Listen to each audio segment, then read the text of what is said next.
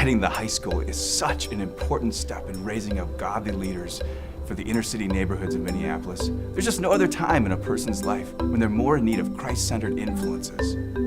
After these students have been molded into Christ's image here at Hope for 8 years, how can we now send them off to a secular high school?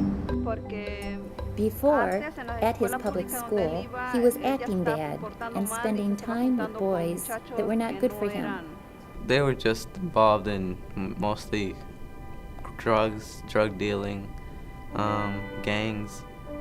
Yes, that's some of the stuff. And some people just didn't care about their education. I was really worried that I wouldn't be able to get them in because of the fact that I have no income. They allowed them in.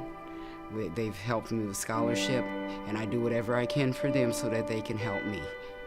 I need for my kids to be there.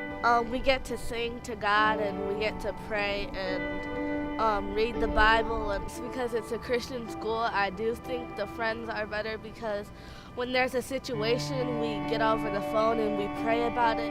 I'm praying that God will heal my mom. She's sick. For those of you who know me, I've been dealing with pancreatic cancer. In 2003, I was diagnosed with it. Hope Academy came in at a time when I needed them the most. I'd wondered what I would do when middle school at Hope came to an end. Where was I going to send her? Well, you guys answered the question. It was there for us. I went to go to Hope Academy because I liked it there and knew that there was going to be high school, so that's where I wanted to go. Primarily, he has learned to have a fear of God. Secondly, his behavior has changed, and he has learned how to respect his authorities. He never had this before. Every day they talk about exciting stuff, and I just don't want to miss it. And it was like about Christ and all that stuff. It is in high school that students really begin to decide which path they're going to follow. When I taught in the Minneapolis public schools, I saw so many kids with potential choosing the path of destruction. It's different here at Hope Academy. They just begin to see the world and see themselves and see life as God sees them, and then they have the commitment and the perseverance and the zeal to take those steps of faith to do the things that God has asked them to do.